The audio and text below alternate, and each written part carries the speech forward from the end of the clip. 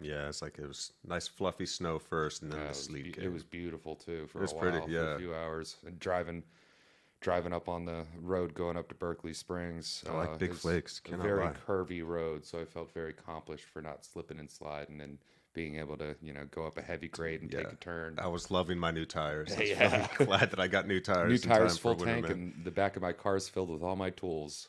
Right? And it's a front wheel drive, so I'm like, perfectly balanced. It's good I think times. we are up and rolling. I got the Facebook peeps. Yeah, we got the Facebook people in the house. What's up, Facebook? What's up, Twitch? What's up, YouTube? We are live in 3 places, guys. Wherever you like to watch, we're happy you're here. And this is Actuali Podcast, our regular live stream program covering John Vervaeke's Awakening from the Meaning Crisis. We are now on episode 45, The Nature of Wisdom. So we are on the downhill slope, fam. We are getting close to completing this epic series. I'm just going to get us shared up on the socials right quick. Yeah, let's do the socials. Yeah, only after this, only 4 episodes left of the series. That's a big thing, and then we'll be taking some time to set up a alternate studio. It'll actually be 6, right? 45, 46, 47, 48, 49, 50 will be the 6th one. Next episode is 5 left. Yeah. Yeah. Okay. And I counted it wrong in my last podcast. I did a poetry podcast Who knew?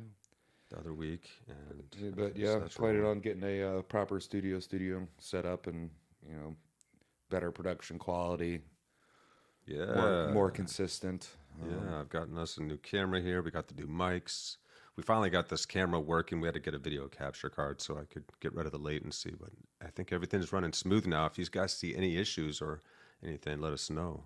Yeah, and the color brightness, might be a little, or the color and brightness might be a little funky because I haven't really gotten the chance to get into that thing and do many tests, because pretty much it's just figure it out, 30 minutes to an hour before we go live. But, technology is getting easier and easier. And, well, there's the YouTube. So all you do is type in the product and bada bing, bada boom. Wow. And sift through the information you don't need to know. That's always, Right. Just because it's salient doesn't necessarily mean it's relevant. True dat. True dat. Oh, YouTube. I'm not accusing any YouTubers that do the technology stuff of being sophists. Not any of that. Some of them I'm sure are, but What can you do? well, you can't get away with that type of money making technique for very long when it comes to technology, because it either works or it doesn't, and people are pretty active in comments for technology YouTubes, whether it's computers, cameras, all that stuff. The market forces people to stay pretty honest when it comes to the more technical and let's just say real things. There's a lot of crap in the market that's just like, watch me throw this thing at the wall. Yeah. Or, let me do a prank that isn't a prank, and then when I get beat up for it, I act all shocked Pikachu face. Just like, yeah. Oh boy. And this is why we must awaken to meaning, to get out of this meaning crisis. We're lost, man. We're in a world of very bright and shiny distractions. High fidelity. Yeah. The quality is improving every year. It's very effective at grabbing our attention. Not just super salient, but ultra salient. Yeah, we're getting addicted to screens like nothing else. It's And we're getting the first generations becoming adults that have known nothing but screen time. yeah. And here we are streaming live on a screen. Yeah. Yeah, and for all those out there listening to these after the fact, we're not forgetting about y'all too. But that feels, and I don't mind. I think a lot of people do this when you're watching a live stream. You're doing stuff around the house too, or you got something else going on in the background. You're not watching the screen, except for certain points. Yeah, most of the time I just turn the brightness down and stick my phone in my pocket and just listen. Right. Yeah.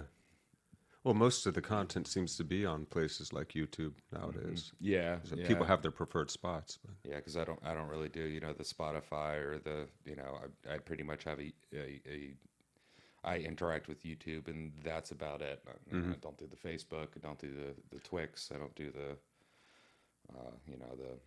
various other forms of.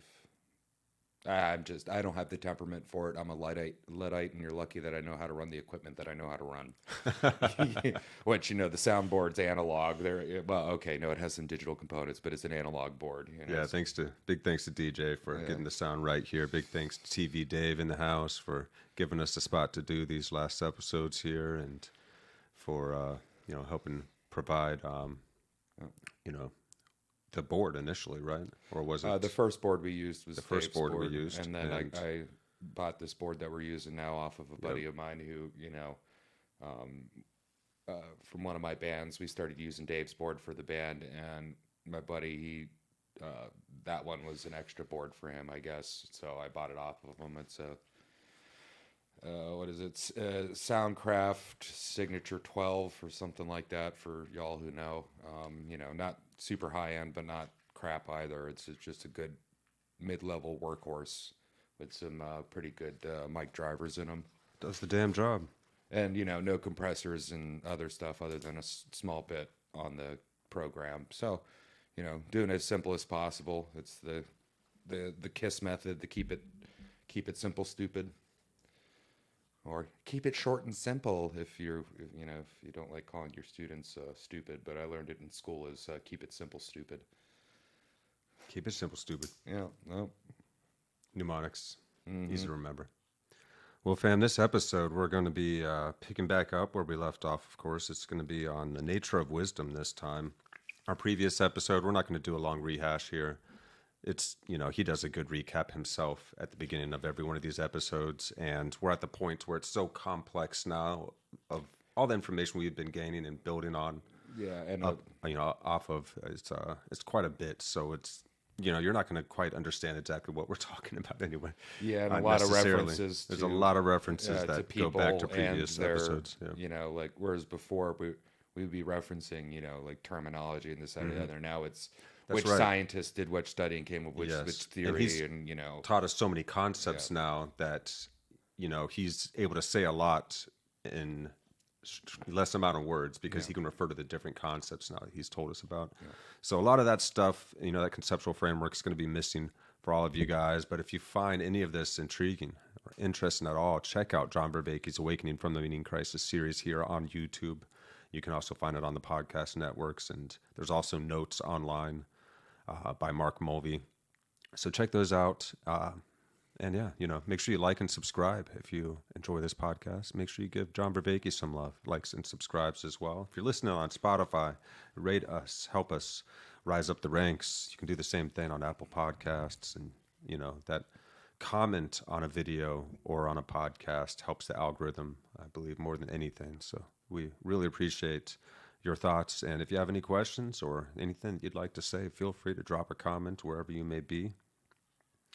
Without further ado, I think it's about that time. We're going to jump on in. This is John Vervaeke's Awakening from the Meaning Crisis lecture series. This is episode 45 on the Nature of Wisdom. Let's roll.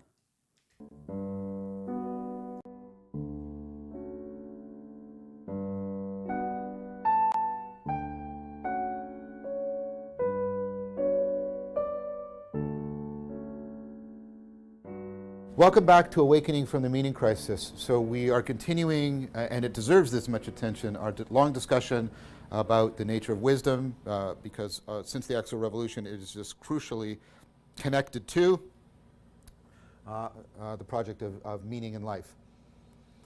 Last time we finished up a look at Bolton Staudinger and made some criticisms, and that led into important criticisms made by Monica Ardelt, and then we looked at Ardelt's theory and the way it brought in an important distinction about not just having a good theory of wisdom, but the process of becoming a wise person, and then the emphasis on what are the features of a wise person as opposed to what are some of the central claims made by a theory of wisdom.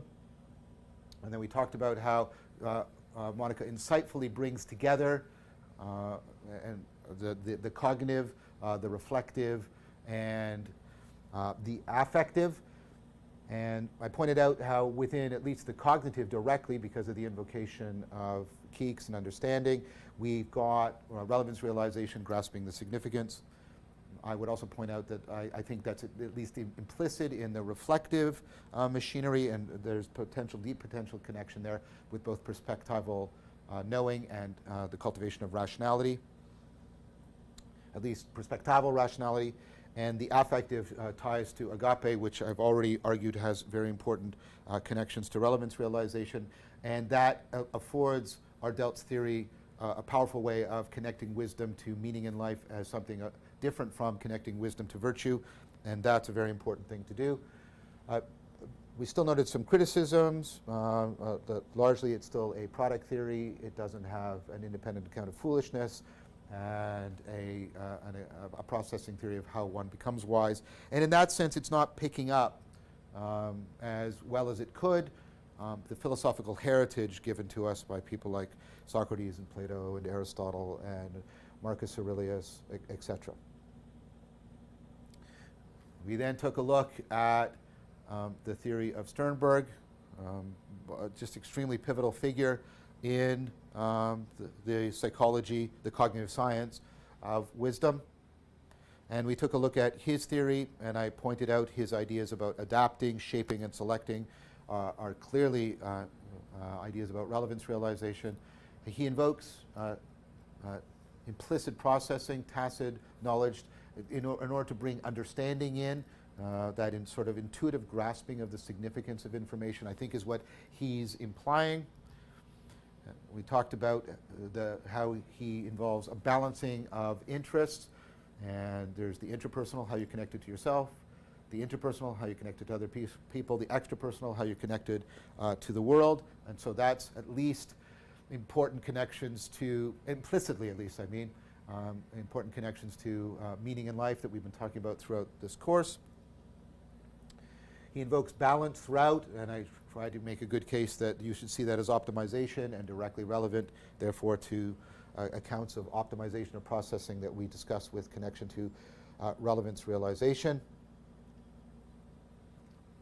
There were some issues I had with Sternberg, the idea that all wise people, all of this machinery is directed towards the common good. That strikes me as anachronistic. I think a less contentious claim would be that it's directed towards virtue and meaning in life for oneself and others in some unspecified way. There was also the invocation of values as affecting or constraining the whole process. Again, it was unclear to me what this is. There's an ambiguity here. It could be the relatively trivial claim that the wise person is being regulated by normativity, by considerations of what's true and good and beautiful.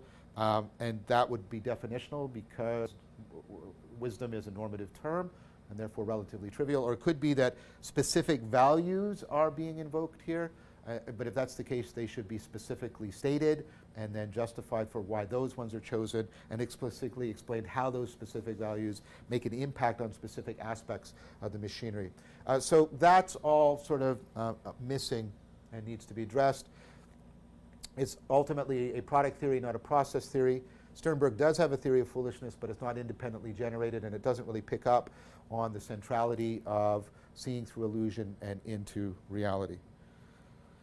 So if you'll allow me to make use of all of that machinery, not only the machinery that we've talked about in the psychology of wisdom, but the machinery that many of these theorists are either explicitly or implicitly invoking, all of the philosophical work we already covered in the first half of the course connected to wisdom. I want to try and humbly draw upon that and talk about a proposal made by myself and Leo Ferraro. If you remember, Leo and I have done work together on flow, which I've talked about, work on mindfulness that I've talked about. This is work from 2013. So the place to start is to go back to what we saw and what argued for. So I hope I don't have to recapitulate that whole argument, right? That we have these two competencies, We have sort of an inferential competence that has to do with our propositional knowing. And we have an insight competence right over here. And that has to do with construal. And that has to be, that's more sort of procedural perspectival. I'll come back to that point because that's one of my criticisms of Vervaeke and Ferraro. And then the idea here is that this is enhanced and protected from undue influence from sort of more S1 processing by active open-mindedness. And then I argued, following Jacobs and Teasdale, right, and also arguments derived from the need for an independent competence on construal, etc., right, that while this is really clearly the case for theoretical context, in more therapeutic or at least existentially developmental context, we want this to be foregrounded, and we want it protected from that, and so we want it developed by mindfulness. And you understand that by mindfulness I mean a style that coordinates psychotechnologies together of meditation, contemplation, perhaps flow interaction with the environment. That brought up the immediate question of, okay, how are these coordinated together? Now, one answer might be that they are just opponent processing and they are self-organizing, and that's potentially viable. But we already at this point, sorry, that sounds so self-congratulatory. I don't mean it that way. Okay, we argued, let's just state it that way. We argued that whereas this is giving priority to propositional knowledge, this has to do with procedural knowledge, skills of attention, basically with cultivating certain skills of attention. And then the idea was that active open-mindedness and propositional knowing basically, we argued then, give you knowledge of facts. This gives you knowledge of events, right, or processes. So, right, this basically tells you about, we're understanding what a fact is as cross-contextual patterns. Events or processes are things that are unfolding like idiosyncratically, like in time and space. That's sort of right. Perhaps a better way of putting this that would align it with the stuff we talked about with Schwartz and Sharp is this is your grasping of principles, and this is your grasping of processes.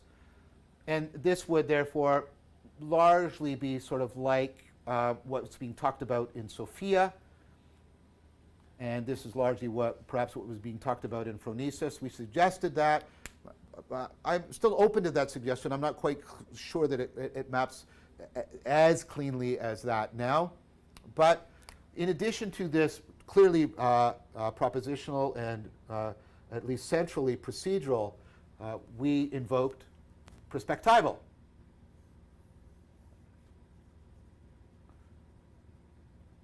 Right, so this is propositional. This is largely procedural. And then this is perspectival. And then, right, so if this has to do with inference, this has to do with insight, and we've already got a good sense. We've seen this. We were not aware, because it hadn't been generated, we were not aware of Grossman's work at the time, but we knew the Berlin work. And this is, of course, what's being managed here is internalization. How do you learn to adopt and take other people's perspectives and internalize them within your own processing so they become metacognitively effective? And then we said, well, what perspectival knowing did, and here's where I want to, I'll launch one of my, I think, first criticisms. We said, well, what perspectival knowing does is it integrates knowledge of facts with knowledge of events. It sort of helps you to use, I think, maybe better language. It helps you to put principles into process and have processes governed by principles. And that's what sort of perspectives are doing. So this is, we're talking about the epitome of this is a skill, and the epitome of this is a theory. And what a perspective does is put theories and skills together. I think that's kind of right, still in a sense, but I think the relationship is, and this is what I would argue for here. The relationship is more like this, that propositional knowledge is grounded in, but affected by, procedural knowledge, your skills, knowing how to interact. And then that this, your ability to cultivate skills and then apply them to the propositional knowledge, is grounded in your perspectival knowing, because that's going to give you your situational awareness that you need to cultivate the skills, and so that you can apply your knowledge of principles. And then I would argue that that's, and you've seen me make this argument before, this is ultimately grounded in your participatory knowing. The agent arena attunement that affords your being in the world and your ability to go through modal transformation, existential change. So that also brings up, I might as well mention it now, another criticism of this theory, which is, although it's talking about propositional and procedural knowledge and perspectival knowing, there's no clear discussion here of participatory knowing. And that's a significant lacuna in the theory for the following reason. Without an account of participatory knowing, for all of its claims, the Vervaekean for-hour theory of being a process theory rather than a product theory, without talking about the participatory knowing, it really can't incorporate into its account of becoming wise how one goes through transformational experience, how one goes through modal change. I mean modal in the existential sense, not the logical sense. So without connecting participatory knowing to this overarching schema, the connections between wisdom, transformative experience, altered states of consciousness, all of these things that we've discussed are actually crucially missing from this theory, and therefore its claim to being an adequate processing theory can be rather significantly challenged.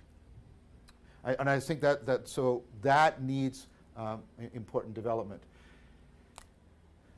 We did talk about a cognitive style that you could cultivate. One more thing. I think what we were doing is also we were smuggling in that the perspectival knowing with the process of identity creation that's central to participatory knowing. So I think that was also part of the problem.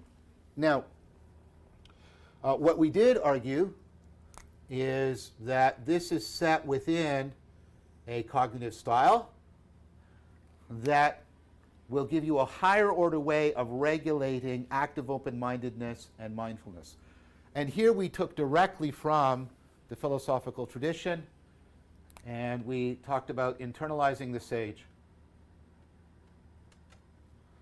Right? Internalizing Socrates, internalizing the Buddha, internalizing Jesus, internalizing the sage.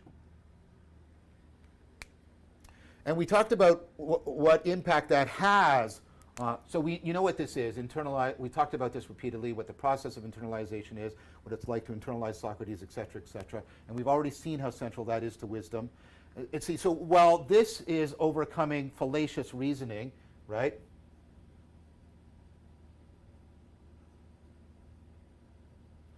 This is overcoming misframing, misconstrual.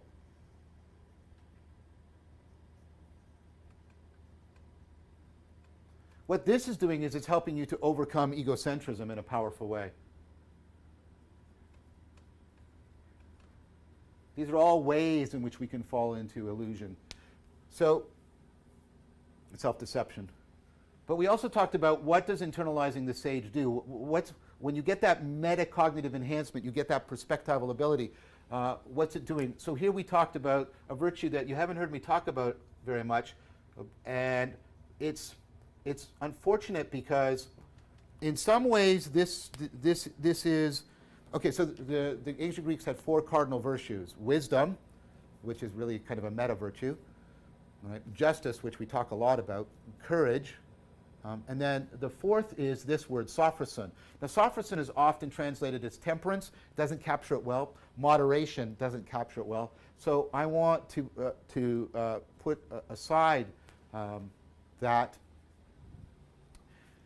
and try and come back at this. But you see, if you went to the Delphic Oracle, there were things inscribed on the wall there, and one was "Know thyself," and that's clearly, connected.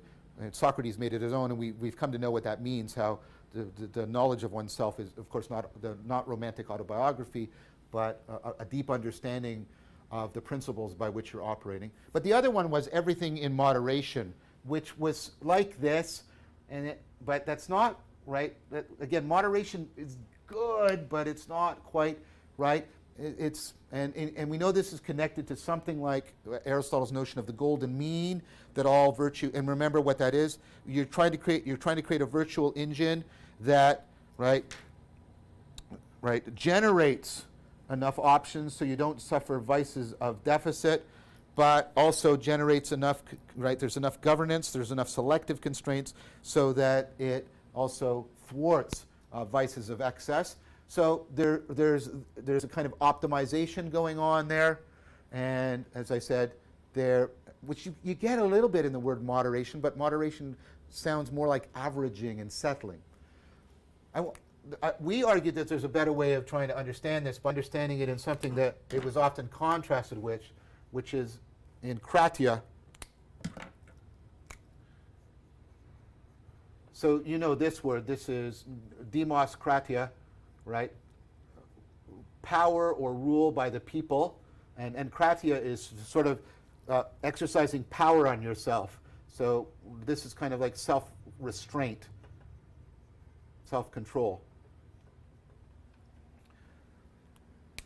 And so a way of getting at this is to think about the fact that you could be practicing a virtue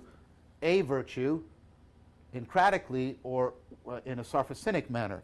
Let me give you an example. So here's two people. There's Tom and there's Susan. Tom is honest, or at least he's trying to become honest. Now Tom goes into situations and Tom sees clearly the potential to lie, and he sees clearly the benefit that would accrue to him if he lies, and it comes with a tremendous sort of temptation. There's a tremendous impulse, and so he exercises self-control, and he doesn't lie. And Tom is to be commended for that. That is an important kind of honesty. But consider Susan. Susan comes into a situation. She clearly sees the opportunity to lie. She clearly sees the advantages that would accrue to her if she lies. But that's it. It's like when we talked about Frankfurt and whether or not it's unthinkable to her. Not in the sense that she can't think the thought, I can lie, or think or imagine to herself lying. It's not a viable option to her. She can't get into the existential mode where that draws on her in any way. So although she can think it in one sense, in a Frankfurtian sense, it is unthinkable to her. She's not tempted to lie in that sense. Many of us, myself included, would side with the Greeks in saying, Susan is more honest than Tom. Right? Because honesty is now second nature to Susan in a way it isn't to Tom. So that's sophrosyn, at least one aspect of it. Do you remember, you see that, remember when we were doing Paul and agape, and Paul says, now I will show you the most excellent way. And then he's talking, of course, about agape as the most excellent way. And then he says, remember, in order to try and get you to understand the transformation, when I was a child, I thought like a child, I spoke like a child, I acted like a child. But when I became a man, I put childish things behind me. And remember we talked about that? When you're a child, you're deeply tempted by toys. Your salience landscape automatically organizes in a certain way. But when you're an adult, when I'm a man, I come in and I see Spencer's toys. I know that they're there. I know that I can play with them, but they have no pull on me. They do not call me. They do not tempt me. Right? And as the child is to the adult is to the sage. The sage has a salience landscape in which they are not tempted to self-deception in the ways that we so readily are. That's sophrison. It is to have a salience landscape that has gone through a kind of fundamental reversal. It is not, I mean, these are all differences of emphasis, but like the way our salience landscape is less oriented towards the self-deceptiveness of a child, the sage's salience landscape is less oriented towards our prevalent and pervasive forms of self-deception. They see through illusion and into reality. So this is, of course, deeply perspectival, and I want to add a little bit more to it, because it's not just, right? Sorry, you see this like in Taoism, it comes through, right? The idea that, right? Well, like once you've trained enough, you just have to let the sage can just let things unfold naturally, right?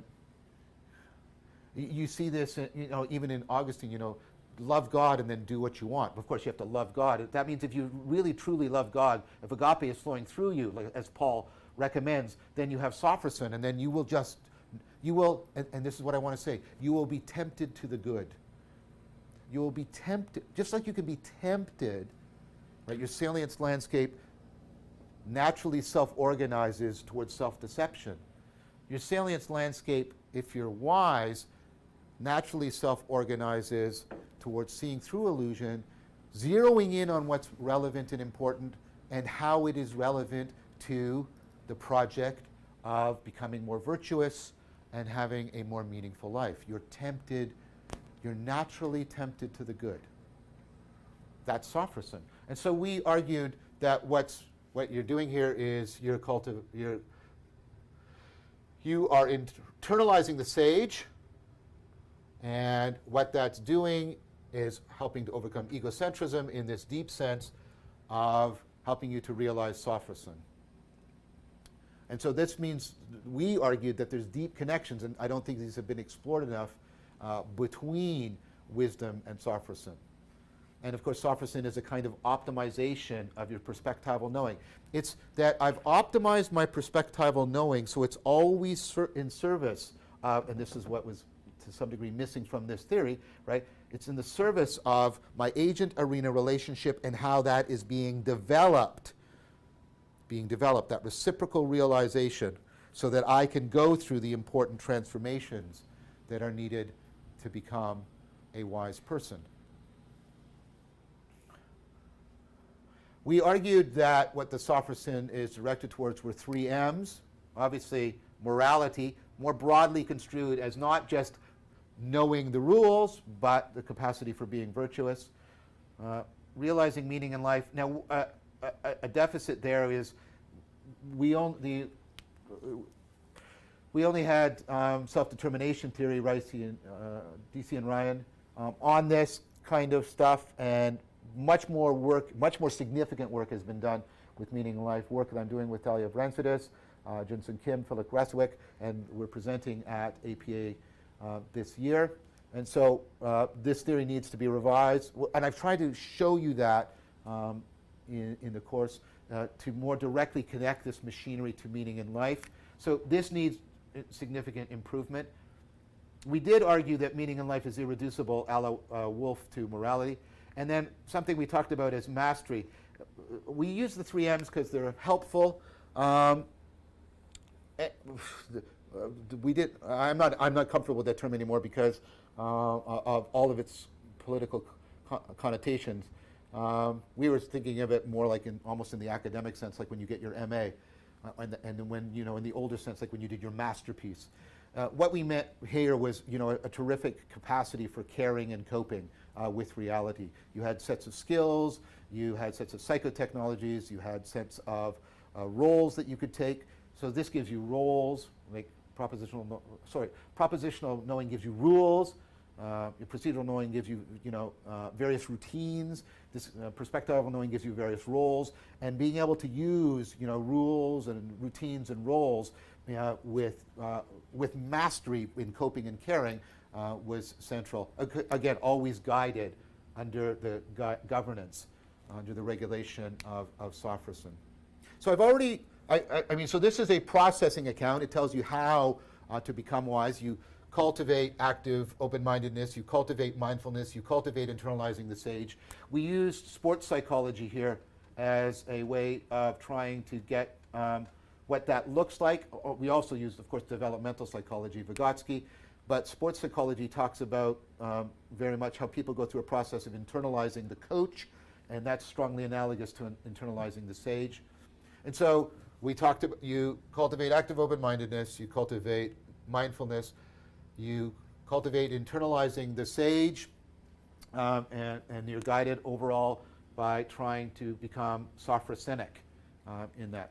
And so this is a processing theory. As I've mentioned, I think there's a deficit in it. It does not take into account, it's what's absent from it is transformational experience, transformational development. These are all very telling things. The role or relationship between this and altered states of consciousness was not properly developed. The participatory knowing, which of course connects to the transformational experience, is missing. So wisdom is not connected to gnosis here in any important way. So those are some important criticisms I would have. The relationship between the kinds of knowing wasn't well developed. We sort of just argued that, well, perspectival knowing sort of synthesizes these together. I think that's too simplistic. A much more complex relationship, you've seen me argue for in this course, I think is being developed and needs to be developed. Before he gets carried away. Yeah, man. Where do we find the spaces to stop? They're just getting more and more dense. He's really pulling it all together now. So Vervaeke just gave us a processing account of how we develop wisdom, or can develop wisdom, perhaps.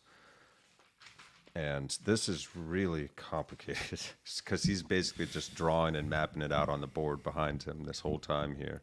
But I guess we can narrow in some of the high points. Well, so we started with the idea of inferential competency that is enhanced and protected by active open-mindedness, and that is the these are facts or principles. The propositional knowing, right? Yeah, this is our propositional knowing. So we have different kinds of knowing that we've discussed in this series. And so then this is all accounting for human awareness, basically. And then there's the insight, which is procedural knowledge. And mindfulness is what we use to enhance and protect our insight. Yeah. And that is in the therapeutic realm. Or to be used in the therapeutic realm. And then the third is your perspectival on internalization. Which is kind of and that's encompassing how, the two, yeah, bringing that's the two how of the those two, together. Yeah, that's how those two, the insight and inference, are connected to each other. It's how we integrate the knowledge of facts with events or put principles into process, because our propositional knowledge is based off of facts and principles or theories. Yeah. Our procedural knowledge, where we're getting the insight from rather than the inference, is what helps us with misconstrual. This is how, these are our skills of attention. So these are, you could say that the inferential mode is rule-based. The insightful mode is routines, routine-based, so skills of attention, events, and processes. And then the perspectival is the role that you take on, the perspective you're taking on. You're taking on a role here, and that's what allows you to integrate those two sorts of, the previous two sorts of knowing. Yeah, so the inferential helps us overcome fallacious reasoning. The insight helps us overcome misframing. That's right. And then the perspectival internalization helps us overcome egoism. And, yes, that's right. Okay, good. I'm glad you caught that. Yeah, it helps in overcoming the perspectival the perspectival end is then yet again wrapped around with the cognitive style that it enhances and protects. And that cognitive style for that specifically is internalizing the sage, would be that. This is how we learn to adopt others' perspectives, internalize them. When you internalize the sage, that it gives us a cognitive style to practice temperance, fortitude, basically the four cardinal virtues that he names off of. And then he starts focusing on Sophrosyn. Well, so which is real quick, what we can. his critique of his own theory, the Vervaeke and Ferreira, is the propositional knowing is grounded in the procedural, which is grounded in the perspectival, which is grounded in the participatory. So this Yes. triad doesn't take account of the participatory. No, it doesn't. So our perspectival, just to rehash that, gives us a cognitive style to internalize the sage, and the participatory knowing, which is the culmination of these previous forms of knowing. You need to be able to encapsulate all of those to be able to fully practice the participatory knowing correctly. And so go ahead there. I'm sorry, I cut you off. No, just going on with. We need to connect these different parts of knowing with our other, our participatory knowing with our other forms of process to understand how to wield wisdom correctly. And how so to cultivate our wisdom. How do you pronounce the word? Sophronism. It's going to start making sense. Don't worry, guys. So the idea for sophronism is like saying, know thyself, or everything in moderation. Mm-hmm. Take out the word moderation, put optimization, or what he calls in kratia, which is exercising your power over oneself. Self-control, basically. Yeah, and you get it to the point where it's just a natural flow of virtue in life, to where you're just naturally tempted towards the good. Yeah. You're no longer tempted by things that can take away from life. Yeah, so character. The story he broke down is, honest Tom, who can see clearly the potential and the potential to lie and the benefits of lying, but still, and is tempted by it, but still controls himself not to. Well, then there's Susan, who sees the same things but doesn't feel that tempting. And the argument would be is Susan is more honest than Tom, because it's second nature to her. She's further along. And he gave another example of, like, a kid goes in a room with a bunch of toys and it's like, oh man, I can play with all these toys, and I'm tempted to play with all these toys and all that stuff. But the adult is more Sophrosyn. It's just, I don't, it's not salient to me as far as something that would bring me enjoyment or understanding. Whereas at the childhood level, playing with those toys is helping your brain, and it's helping doing all him this develop stuff, his capacity. Yeah. So a Sophrosyn virtue of Sophrosyn is what allows us to sail in this landscape that has become more aware of its capacity for its own self-deception,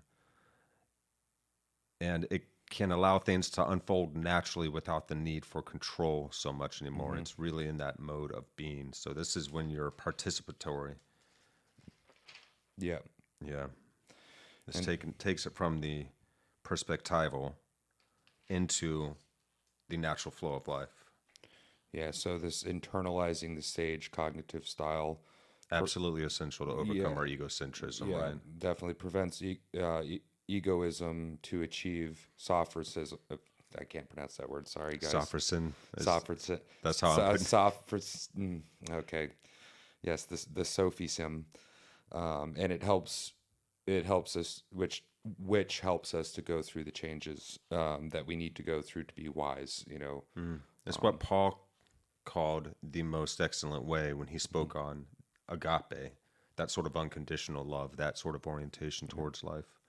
So we talked about the 3 M's, which is morality, meaning in life, and mastery. And meaning in life needs more explanation, as he claimed. So it needs to be fleshed out more, which is a good thing. And then mastery, but instead of using that word, because how people feel about that word nowadays, and all the political mumbo jumbo attached to it, but it's more of caring and coping, the ability to use your skills and these techniques to caring and change yourself and shift in this world, because that's what coping is. Coping isn't just sucking your thumb and dealing with it. Coping is a way for you to shape yourself around the situations you're in.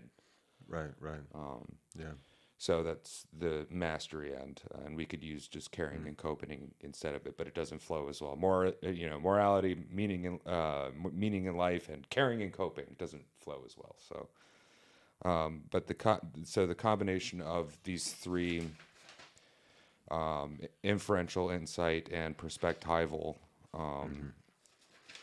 what's the competencies? Wait, where am I?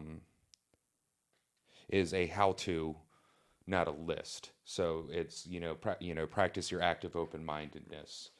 Practice your mindfulness. Practice your internalization. You can practice these things, All of these, and then you and they will really get them into and this is not a complete exponential growth. theory yet, and he's very honest about that. It's not. It still doesn't take into account, the transformational experience, the perspective of the transformational experience, as well as everything else within that. We've had rituals for hundreds of thousands of years that got us into that place, whether it's through entheogenic compounds or extreme fatigue type stuff like dancing forever or fasting or going and getting burnt up by the sun and doing something over for a long period of time that throws you in it. There's something about that experience in going through that the theory that he came up with in 2013, I think, isn't fully accounting for that ritual. Yes. So I would assume that he's continuing on, because he mentioned like they're going to be, well, at that point in time, bringing all this up. So he needs to, I think, fully re-encapsulate all of that, because we've gone over all of the transformative experiences. And then account for the transformative experiences. Higher And states what of do they consciousness. do? What are they doing again? How do you practice them safely, securely, and measurably? Because this is a science, after all, that we're going after. So you have to be able to be safe about it and measure it and be able to do it consistently. Well, we're in a crisis. We're in a state of crisis. We're trying to figure out what has worked in the past. We're trying to understand human consciousness, which we still haven't figured out, but this is helping us get closer, understand the different types of knowing that our brains are capable of accessing as we navigate through life, and how all of them build upon one another, and how to optimize the use of them to track what works and what doesn't. We can look at history through these lenses now and see where we went wrong in particular ways in our individual cultures and phases of ideological possession and so on, to be able to protect ourselves, to be able to keep ourselves from going through that again. And ultimately, it's really down to a base survival instinct of continuing the species. Because if we didn't have the base primal drive to continue ourselves and reach genetic immortality by procreating, and then procreating through time and creating human civilization, this all would be meaningless. Right.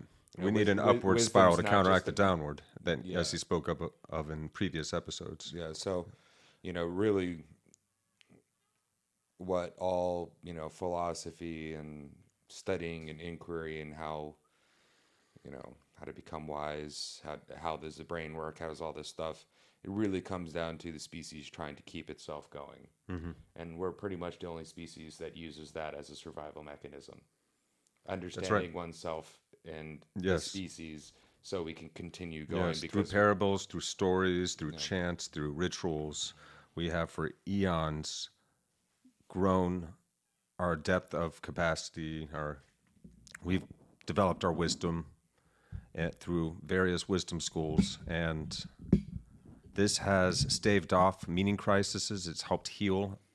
It's helped cultures awaken from them and go through ages of enlightenment. Lao Tzu spoke of a golden age long before he even existed, and he was some 7,000 years ago or so, if I remember correctly. Yeah, it's funny when you look at ancient, where there were many masters things, like him. They'll talk about ancients that are just as ancient or more ancient to them than they are to us. Man, we've been at it for a while.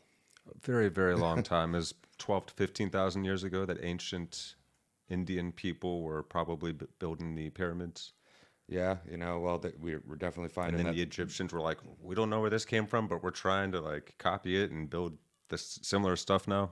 Yeah, the further we dig down into ancient sites, the more baffling they get. If you look at South American old civilizations, you'll see cobbles on top, and that's the latest generation trying to mimic and fix what was older. But the more you dig down, the bigger and crazier the stones get. And like the more you go, okay, how did they do that with their technology that we assume they had at the time?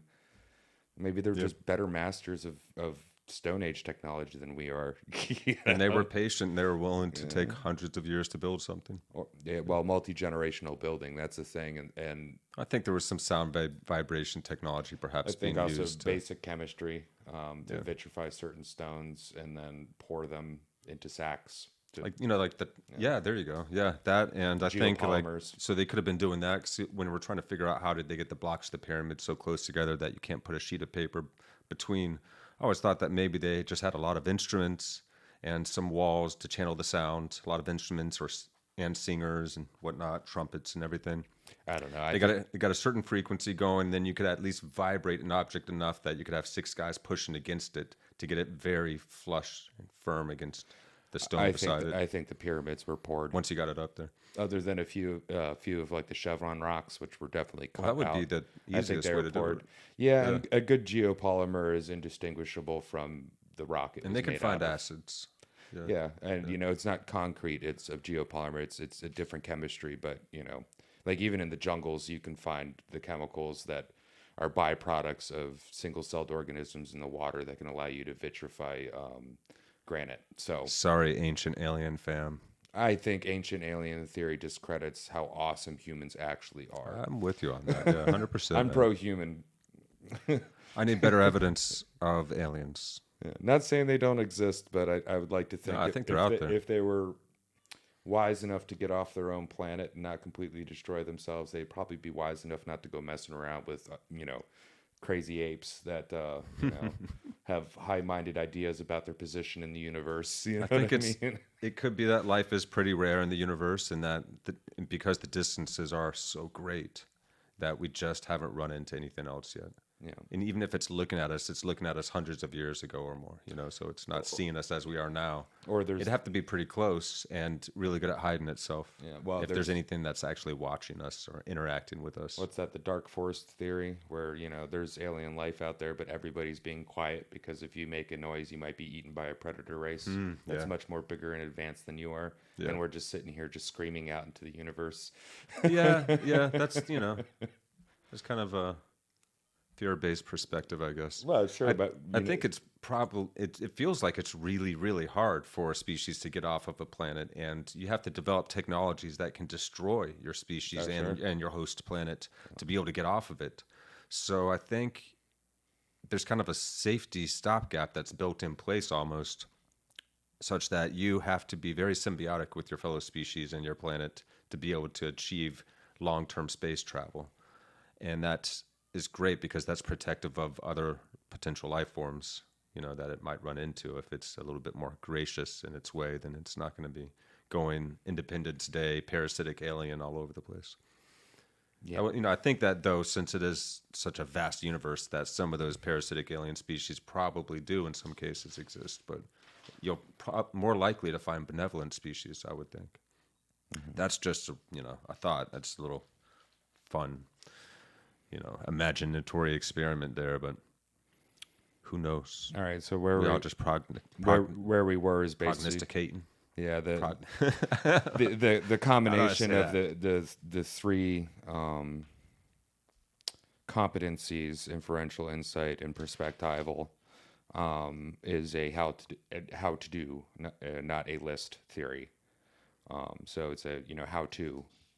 Theory opposed to a list process theory. Yeah, it's like an account. But of this the theory doesn't take into account the transformational experiences.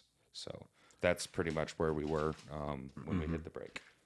Rightio. All right, something like that. We jumping back in. Let's go. Implicit in other people. Oh, I should mention a core aspect of this theory that I think is still central is that all of this, and we made this very explicit, all of this is, and this came out, it was so part of this conversation that I forgot to take a moment and explicate it, that all of this is about enhancing relevance realization. Our main argument is that wisdom is some kind of comprehensive optimization of cognition, and then I would extend that now. consciousness, character, etc. And that in order to optimize cognition in a comprehensive fashion and in a developmental fashion, that means that what you're doing is enhancing relevance realization. And we already saw that at work throughout this, and we saw that relevance realization is central in the theories the explicit psychological theories that we've already examined.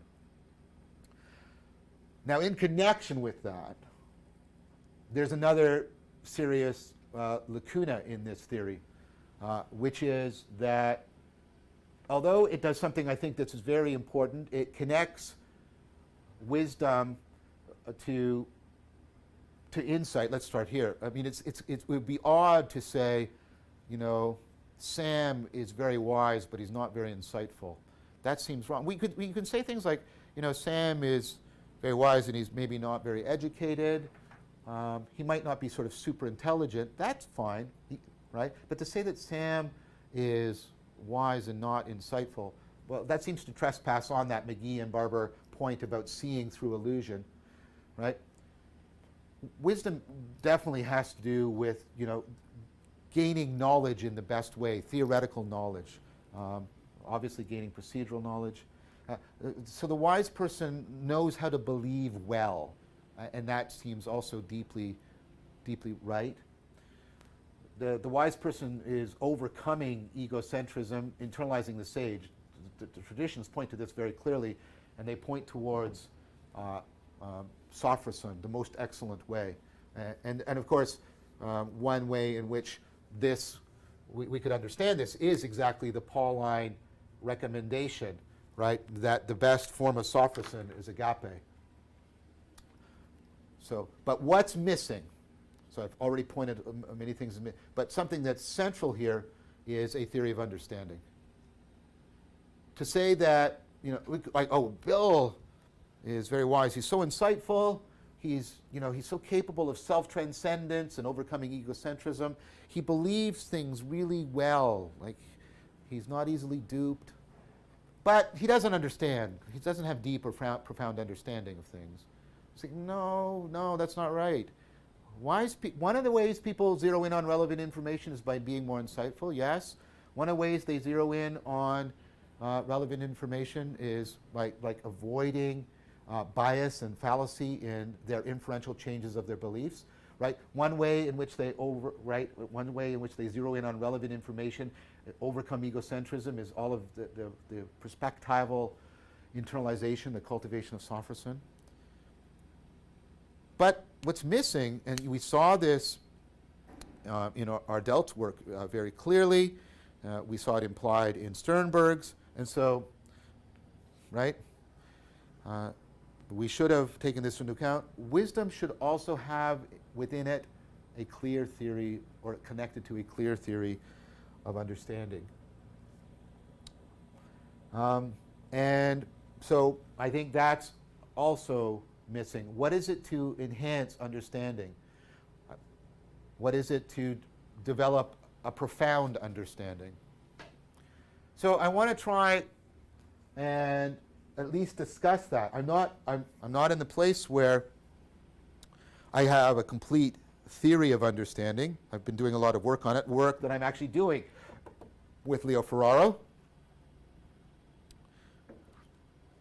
And because that theory is still very much a work in progress, I'm also not clear quite how, right, it would fit into this. What would be the cognitive style for tapping into the participatory knowing, and how does that relate to enhanced understanding? I'm not sure. I don't know.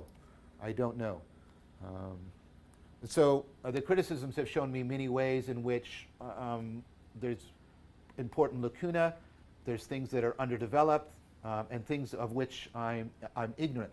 However, I'm going to try and address the understanding issue in a moment. I would like to say, nevertheless, we can see how all of the theories, right, converge, including this one, on relevance realization, intelligence, rationality, these different kinds of knowing, and integrating them together, optimization. They're all zeroing in on this so that we see, remember back to this old diagram, everything converging onto RR, and then coming out into all these aspects of human spirituality. And here's one I've made, I think, a plausible case for, that it really helps, plays a crucial role in helping us to give a naturalistic account of what wisdom is. That, I think, I've made a plausible case for. Now, what about understanding? Well, we already saw it invoked with this grasping of significance. And it's interesting, in a completely independent and convergent manner, when you look through a lot of the current philosophy of understanding, this is where people are now distinguishing understanding from knowledge, distinguishing understanding from just possessing an explanation, because an explanation is a set of propositions, right? So there is the idea that understanding is something beyond possessing an explanation. It's something above and beyond simply knowing. We already saw with Keeks this idea of grasping the significance, and I pointed out to you that that could be understood in terms of construal and relevance realization. What I am saying is, if you take a look at the philosophy of understanding literature, this idea that understanding goes beyond knowledge and explanation in the grasping of the significance of the knowledge is something to which you can draw a quite powerful convergence argument. Many people are converging on this idea. There's some variation on what they think, right? What they think this grasping the significance is. I think, to go back to Smedslin, right, that it has to do, like we saw, with grasping the relevance of what you know. Remember, that was one of the key features of his account of understanding. So in addition to all the implication relations and logical relations, there were relations of relevance, non-propositional. And then I argued that construal plays a central role, and that construal can be understood in terms of problem formulation, the relevance realization machinery that's found within problem formulation. So I would argue that what we're talking about is a really good construal. And we have a way of talking about that already, right? We have the notion of an optimal grip. I have a really good construal, has a structural functional organization. I've sized up the situation well, featural to gestalt, the right degree of transparency, opacity. I'm getting an optimization on my grip on things. So this is good contact, right? That's the good construal. And then what it does is it affords me to grasp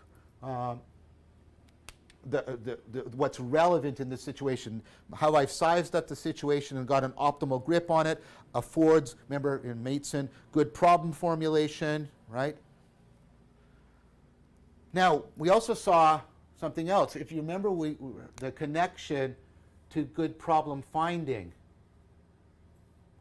And that's why I talked about the problem nexus. And I promised to come back. I talked about Arlen, but I also mentioned at that point the work of, very recent work, all my markers are running out, of Vervaeke. And I've never met this person, so I hope I get their name right. I just want to copy this very carefully. Chicksburg, I'm not sure if that's right or not. This is work from 2017. And then there's also Direct's own book on understanding. And there's a lot of a good work going on about this. It's very exciting stuff. They point towards what they call the standard of effectiveness for understanding. I understand something. What's the contrast here? Okay. You don't want to say that somebody has understood something, and what that means is they've grasped the truth.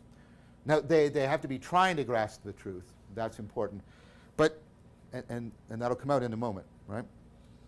But you can't say, well, if they didn't grasp the truth, they don't understand, because then you're faced to say the following thing, that most people have never understood anything, because most people's beliefs in the past are false, and most of my beliefs right now are false, so I'm actually not understanding. You don't want to tie understanding too tightly to truth in that fashion. So instead of tying it to truth, you might want to try it more to something like rationality, where you are trying, right, you're using the best methods for trying to get at the truth. That's more plausible. And this would also help to explain why in the prototypical instances within science, we use things that aren't true in order to generate understanding. You open a science textbook, and they'll show the atom with this little circle and things going around it, right? And that's pretty much completely false. It doesn't matter that it's false.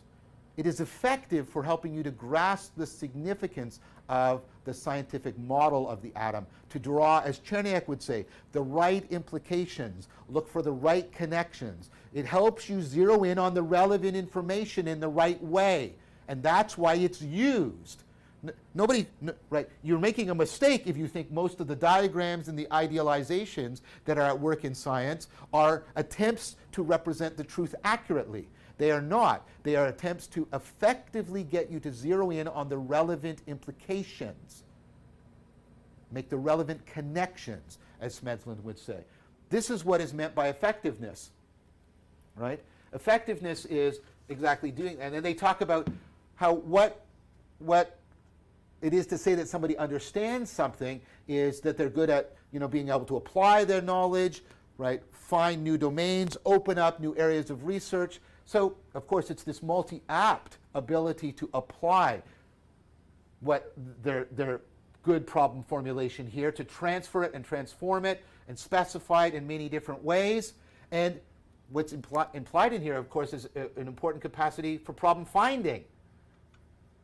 Somebody who has good understanding can facilitate a need for, they can motivate and facilitate a need for cognition, because they can use that to go out and find and formulate problems, perhaps zero in on important problem nexus.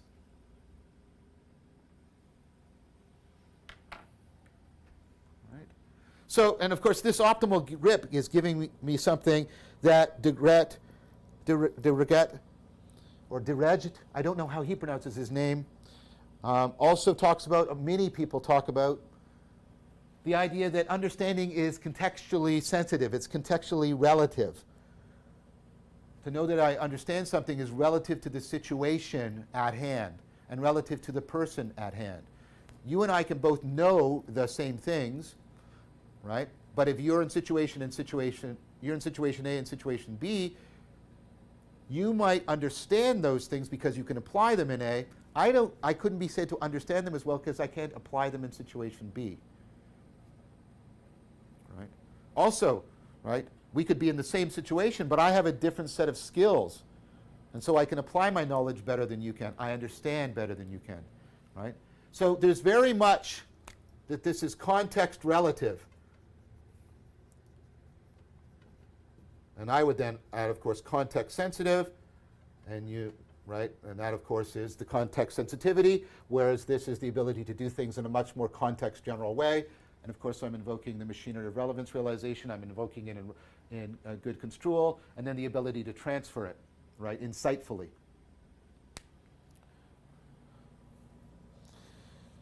I would also argue that one more thing is needed, right? And you know where this, because we've already got the idea that if I am making these kinds of forward commitments, cognitive commitments, they need to be backed by a law of convergence, so that my construct is also trustworthy. I've done a lot, and of course, to overcome self-deception.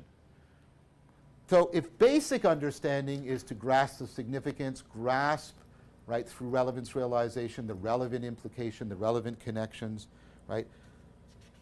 This is what I'm trying to suggest to you, that basic understanding becomes profound understanding when basic understanding is used to generate plausibility.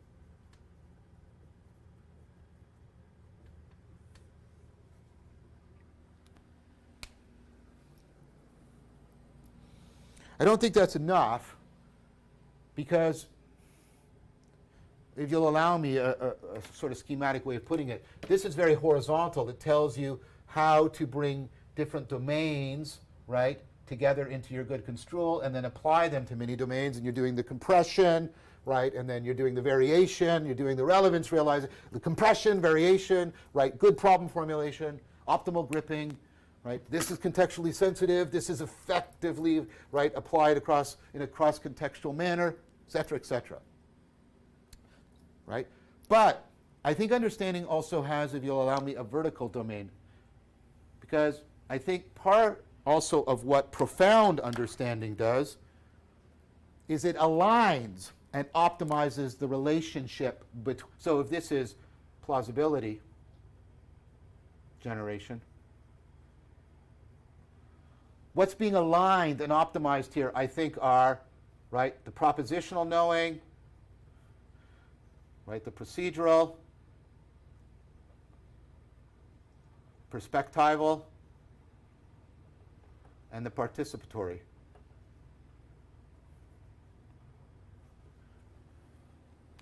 I mean, this goes back, right? Somebody who really knew physics wouldn't just be grasping the propositions of physics.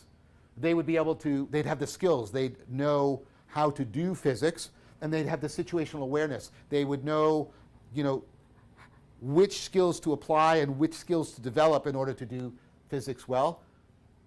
There might even be a participatory aspect to it. They might have come to identify with the physicalist worldview and taken up their agency with respect to that, although that might be problematic given arguments from the meaning crisis. But the more there's, right, so the more deeply these are aligned and interconnected and mutually facilitating each other, the more capable they are, I would say, of understanding the material.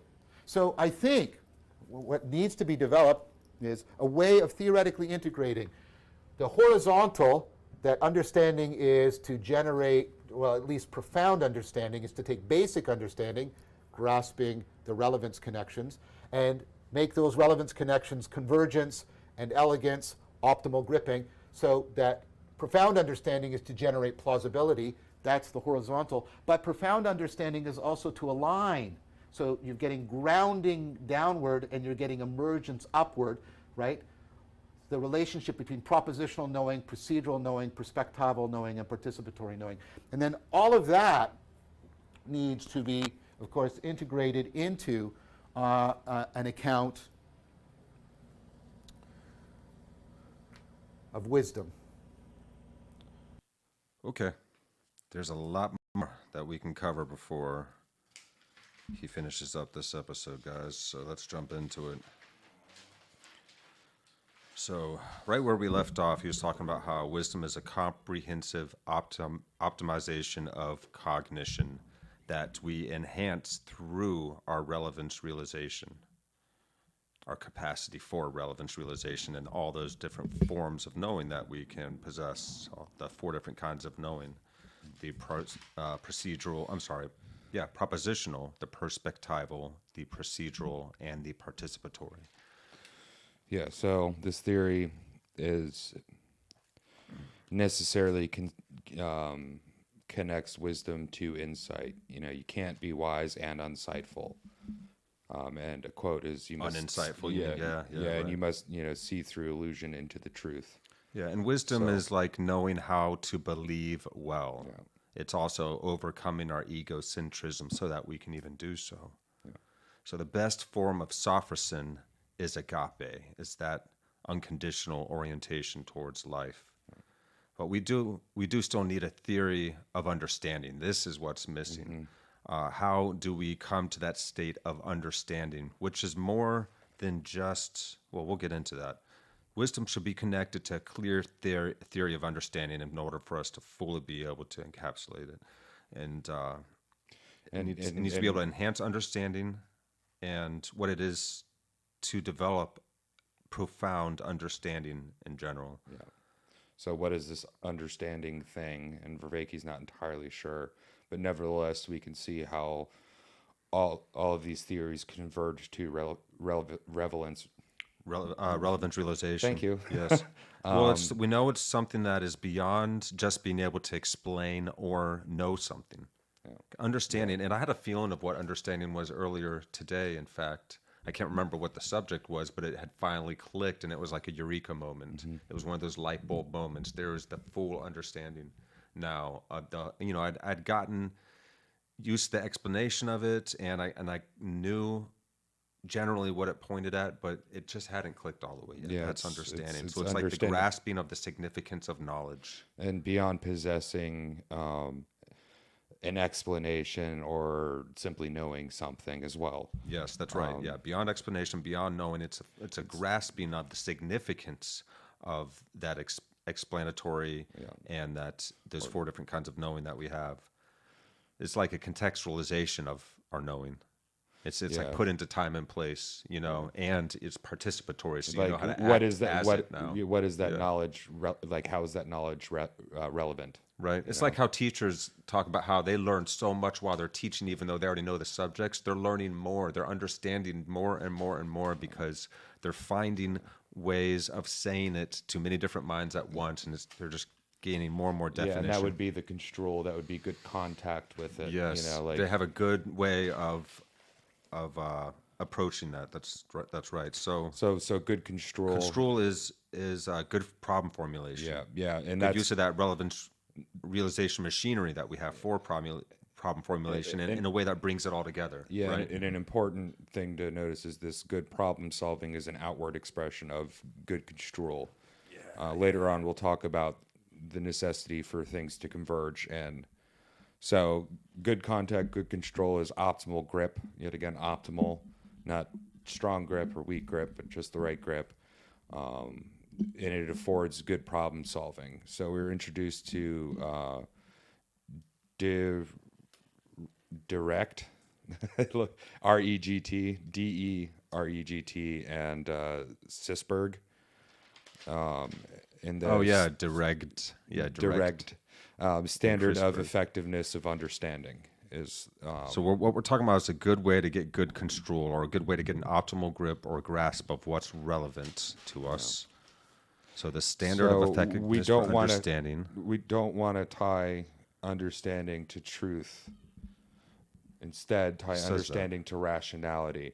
And the reason, and he brought up an example with the atom. It's like, well, the way we see the atom, where it's kind of like the how the planets work. You got a central thing and a bunch of things orbiting around it. That theory of the atom, the way we look at it, is technically false. It's actually more like little blebs, and when you get further into actually how it's it like looks. a field of probability. But it's effective enough to grasp the mechanics of what's going on within the atom.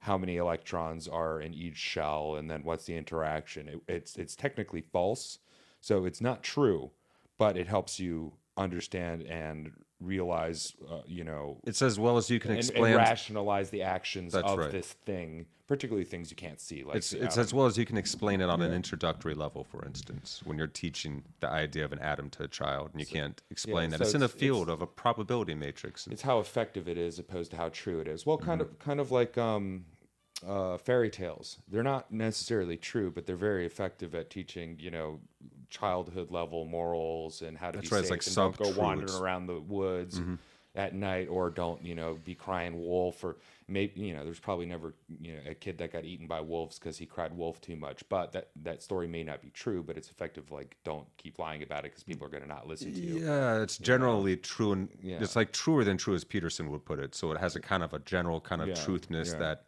But it's rational. It teaches you a rational understanding of. So it gets the idea across effectively. Yeah. So someone who understands something is multi-apt at applying problem formulation and problem finding to create a good problem nexus.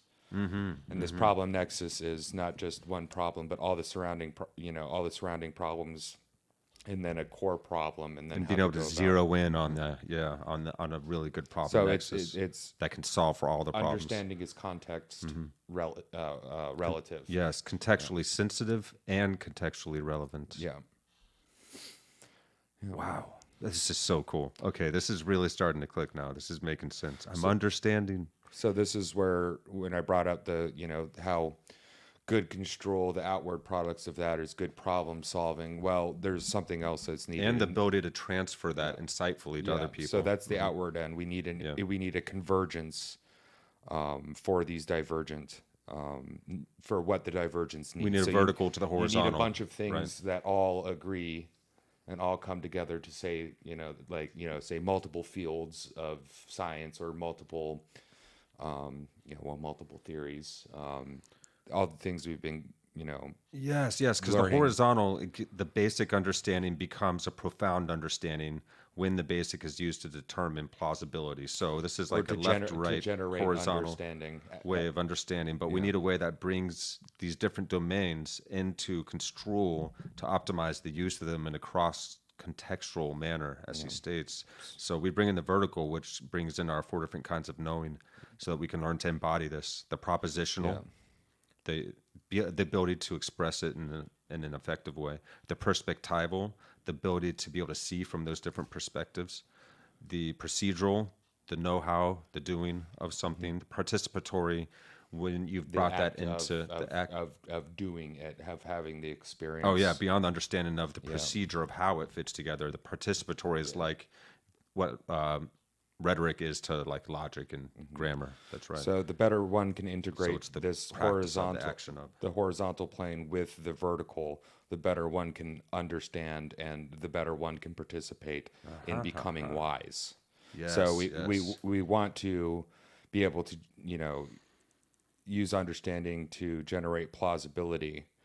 And we also want to be able to go through our integrate our propositional knowing, procedural knowing, perspectival knowing, and the participation together. And if we can integrate those properly, we can supercharge our wisdom cultivation capacities as a species, and our ability which we need to do badly right now, fast. And this is the name of the game right now, because we are in a meaning crisis, and we are experiencing the disintegration of our societies and cultures and belief systems and spiritual systems and shared understanding and moral systems. Well, even what it is to, even an understanding of what a virtuous life is anymore, and how to optimize our life together. And even down to understanding, ourselves as a person, and understanding what the self is, opposed to, we'll go back to sticky ball theory. The self is the sticky ball that holds all the interactions within your life that make you,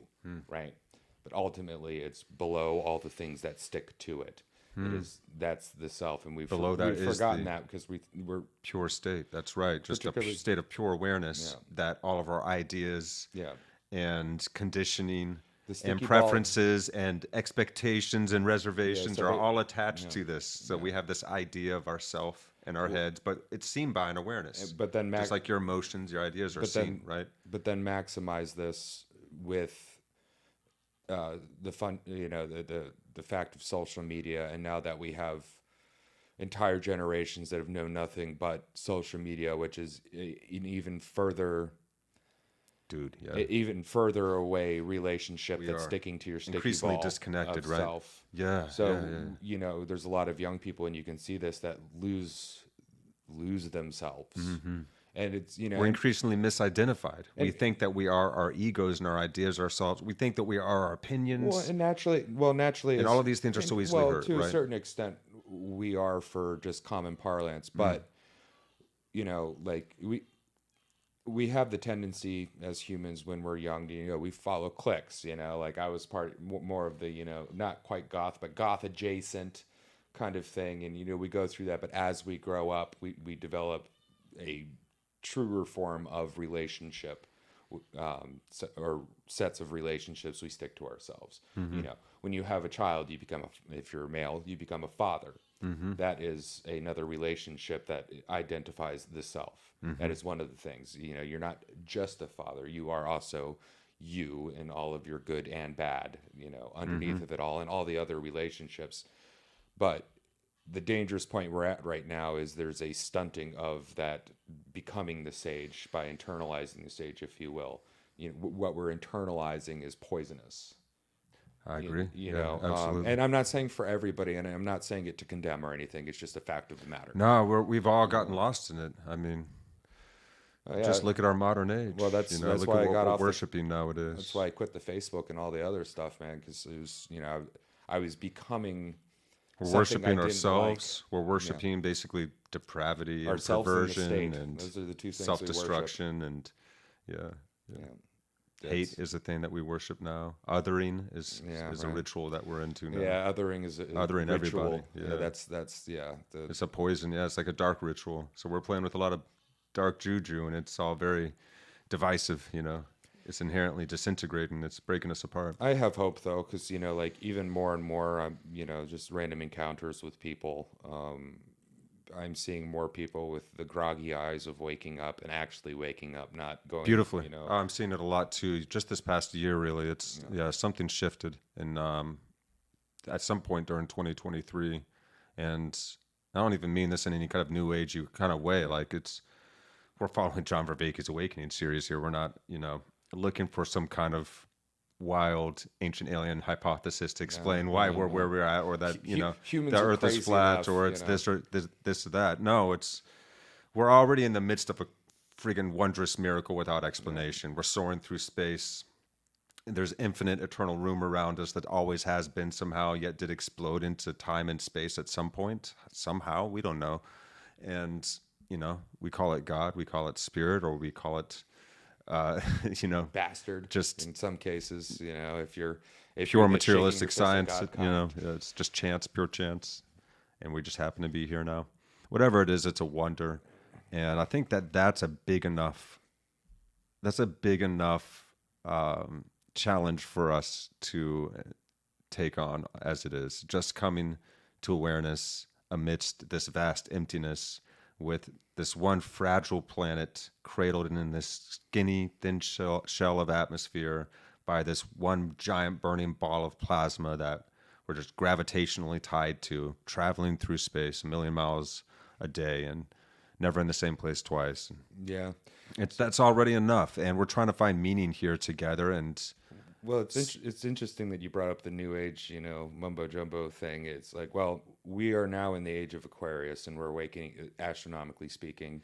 And Aquarius was the man bearing water, which is seen as an egalitarian symbol. Now, I think the fallacious understanding of this is that men and women are going to be equal. I think partially that's part of the thing. Hold on. Yeah, I know you're going though. I think it's everyone is going to have the ability to seek wisdom and knowledge again together. Yes. Equally. Yes. Not only some people can get it. No, we can all get it. This is the age of true equality, if you will. Balance of the polarities. Balance of the polarities. The yin yang. The light, the dark, the male, the female, the interrelating opposites come into a greater state of equilibrium. Even beyond that, knowledge and wisdom are, for a long time, is something that was held for only certain people to engage with. Mm-hmm. And, now we're getting to the point where that doesn't work anymore, and the elite, if you will, are losing their power because everybody else we can watch access these, knowledge we as can well. access this, we can think, we can communicate at a massive scale with each other, we can build wisdom if we truly We can all want read to. now. That's right. We can all study. We can all learn. We're We can all losing practice. literacy, but we're all pretty much literate. Well, we're more literate than we were, you could say, by and large, per capita in recent history. At least. The last age of Aquarius, what was that, like 24,000 years ago?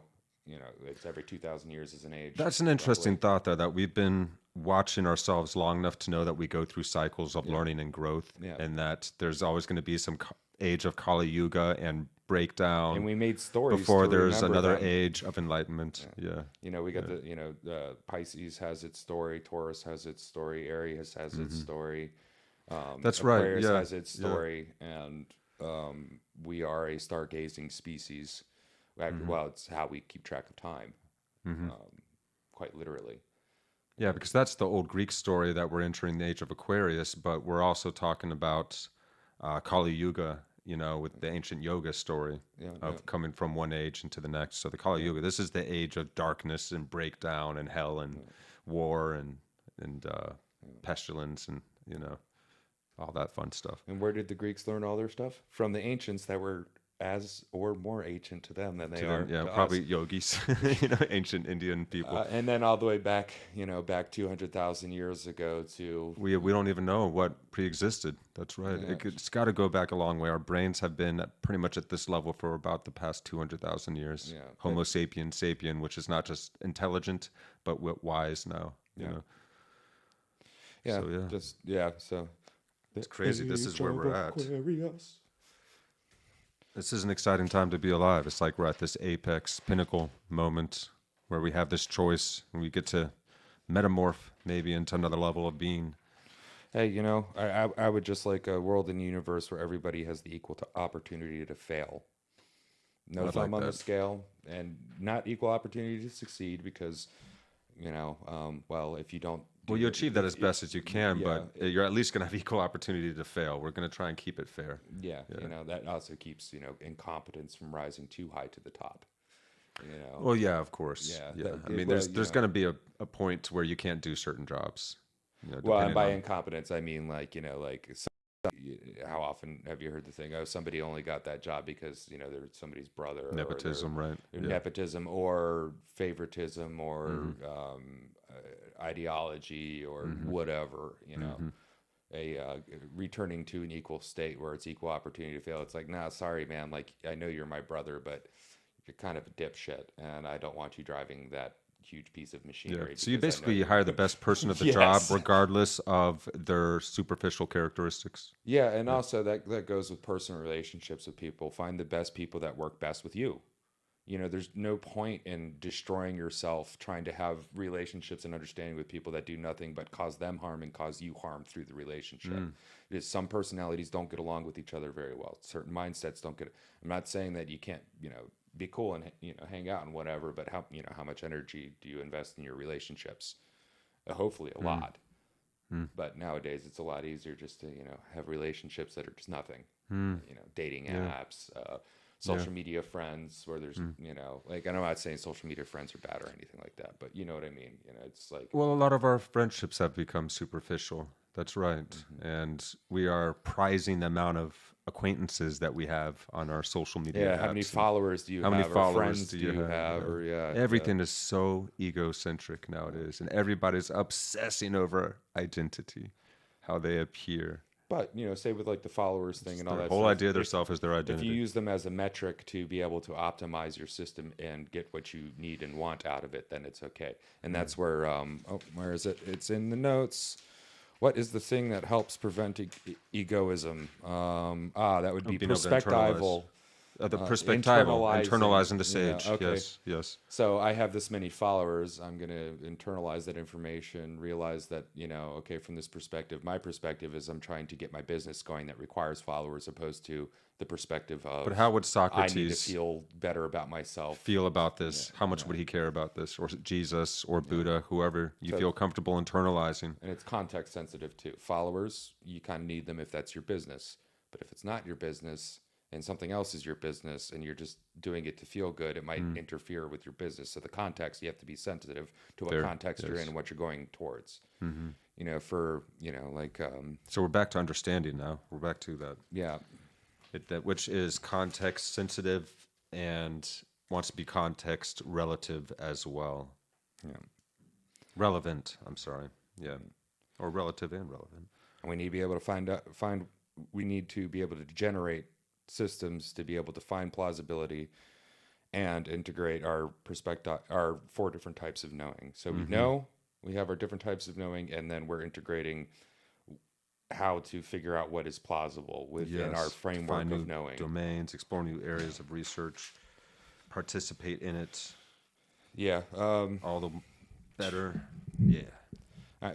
Probably like it's funny. It's like I'm the understanding light bulb clicks several episodes after the episode that we just Yes, did, that happens as a it lot goes. with these. Because I'll also be sitting down and just running it through my head while I'm driving in a car, thinking.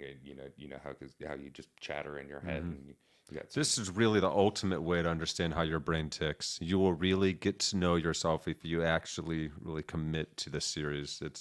it's pretty mind-blowing because Vervaeke just breaks down how human awareness works and how we develop wisdom and, you know, how we self-deceive and bullshit ourselves as well. So giving us this map and this territory and helping us to optimize our own agent arena relationship, how we operate in this world that we find ourselves in can in turn help us as a species do so. And there's a lot of people out here like Vervaeke, and I'm glad that he does such a good job of making sure that he bows his head to those that he's working with or that he's learning from. And his criticisms. How he's invited us into this too, because this isn't at a college. This series of lectures is too long for any college, you know, to be able to take on. So it would have in to a be semester. Broken down. So it would have to be broken down into multiple semesters and yeah. multiple years, which is just kind of unfeasible. It's also important, and it's at a level to where we all can understand it. It's just a matter of following step by step through it. But if this is a little bit too analytical for you guys, he already does also have another series that we're going to possibly get into at some point here as well. And that is the After Socrates, which is really now the actionable side of everything that we've learned here. So bringing it into our lives, how are we going to cultivate wisdom in our lives personally? And a funny aside, so I'm going to be designing the set for our new space. And, you know, you need things like plants and statues and stuff like that. Are we going to have to get like, you know, like I have some plants, but like a Plato and a Socrates head, and like you know, that look like marble, but they're really foam. Yeah, right. I got a wooden skull that my brother gave me years and years ago. That's like a candle holder. That's kind of cool. I like to put sunglasses or masks and things on him, so he's always chilling. And we got some other unique objects I think that we can pull in. Yeah, it'll be fun. I'm excited to get that started. Yeah. So, all right, let's jump back in, guys. We got about, I don't know, 10, maybe just 10 minutes left here. So let's go ahead and finish this out, and then we'll close it out with all you.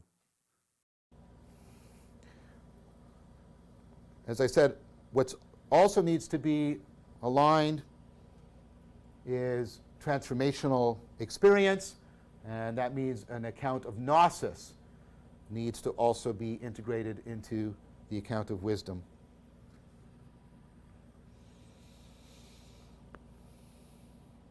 So,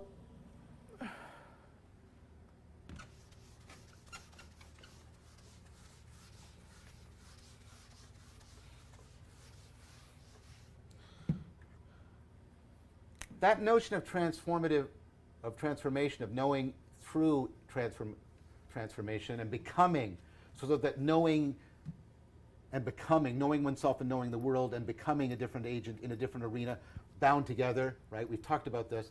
That transformative knowing, that transformative experience. There's, of course, many instances in which it's rather sudden, or somewhat sudden, and so it has very much important features of insight, and we've taken a look at that, and that, of course, is, again, to recommend it one more time, the seminal and powerful work of L.A. Paul. Now, Agnes Callard, in her book Aspiration, has, I believe it's 2016, has recently argued that there are also instances where people go through this transformative knowing that are much more incremental in nature.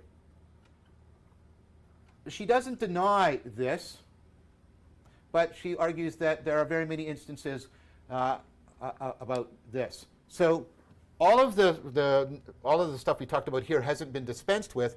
This is being added as a complement and a supplement. So what's an example of this more incremental process? She gives many examples. Let's use one.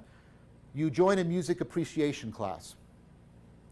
Okay, and so we're using the word appreciation here not in the sense of gratitude, but how it's used when people talk about music appreciation, art appreciation. So you join a music appreciation class. What would make you a good student in the music appreciation class? If you're there because you want to impress your girlfriend or your boyfriend, or you're there because every time you go, you pass the chocolate store and you buy some chocolate, right, and that sort of, or you're there because you're just trying to get a credit, the person teaching the music appreciation is not going to regard you as a good student. Because why? Because the goal of music appreciation is to come to value music for its own sake, It's to come to it is to come to finding music intrinsically valuable, and therefore something that is directly relevant to your meaning in life, something that you directly care about. Now the thing is, if you were a good, now think of the paradox here, and this is so beautiful the way Keller brings it out. If I was a good student, I would appreciate music for its own sake. But if I appreciated music for its own sake, I do not need to take the music appreciation class. Right? Do you see the paradox here? And Keller points out, this is the same thing when you decide you're going to undertake a liberal education. The liberal education is going to give you values and preferences that you don't currently have. Right? So the idea is the music appreciation. So what do you do there?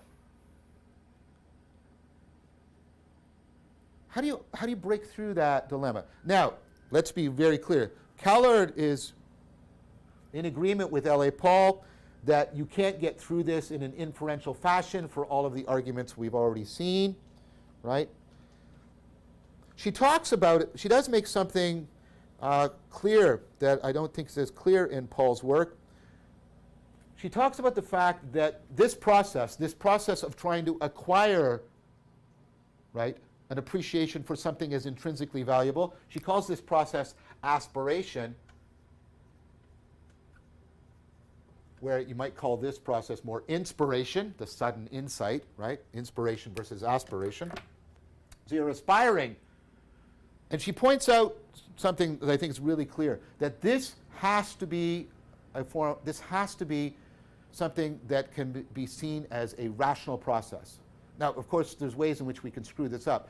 But what she wants to argue is that there's a form of rationality appropriate to aspiration. She calls it proleptic rationality. Like when you were doing proleptic things in the ancient world, you were trying to encourage people, right, to cultivate particular virtues or values. Proleptic rationality. Why? Because if we were to say that the person who is engaged in aspiration, who is trying to become somebody other than they are, to go through the transformative experience, to have a perspectival knowing, a participatory knowing that they do not currently have, if we were to say, right, because they're not operation, they cannot do that inferentially, they cannot use decision theory to do that. If we were to say, oh, therefore they're irrational, notice the paradox we fall into. Because we would have to conclude this, that if I am aspiring to rationality, because you have to, that would be an irrational thing to do. If I'm aspiring to virtue, that would be an irrational thing to do. If I decide to take up a liberal education to become a better person, a different better person, then that would be an irrational thing to do. On pain of kind of not a propositional contradiction, but a performative contradiction. Remember, we talked about performative contradiction. To call that irrational would be a performative contradiction. My aspiring to rationality has to be itself a kind of rationality. That's proleptic rationality. Or to use something older, my loving of wisdom, my aspiring to becoming wise, cannot itself be an irrational process. It has to be rational.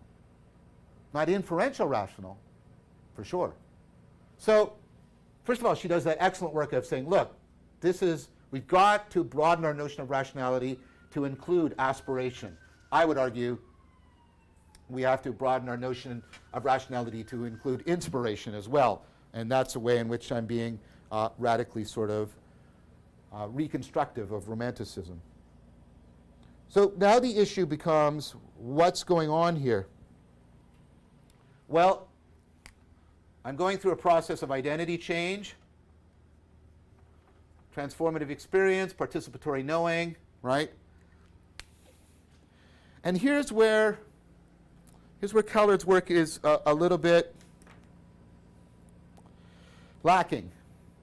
Because, well, she makes a very good case for aspiration, and a very good case that for the nature of aspiration, that it's proleptically rational. She doesn't give us very much towards a psychology of aspiration. And that's, of course, perhaps because she's a philosopher. She does offer a couple of cues. let's go back to the music appreciation. So I want to, and think about how this connects to sophros and trying to tempt yourself into the good, but you got to do it in this tricky way. And think about also how it's related to gnosis and trying to get out of existential entrapment. So what I got to do is I've got to have a value that will get me currently engaged. Here's my frame now.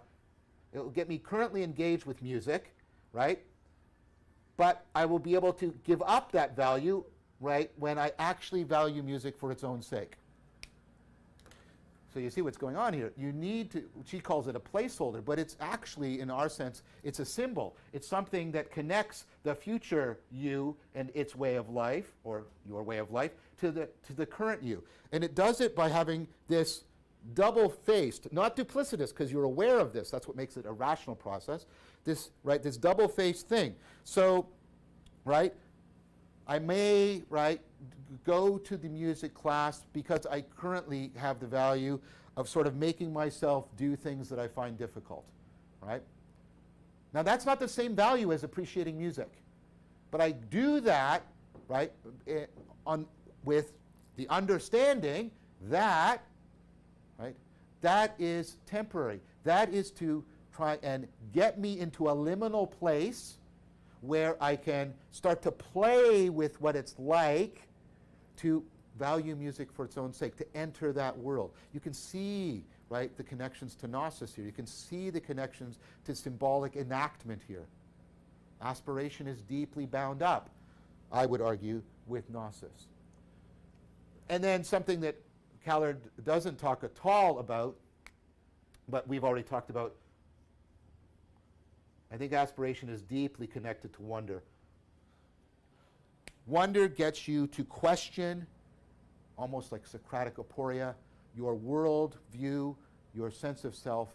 It opens up and it motivates you, right? It opens you up and motivates you to go through aspirational change. Right? I think if you have a wonderful kind of gnosis that's got the appropriate placeholder in place, that's the beginnings of a psychological account of how we can go through aspiration.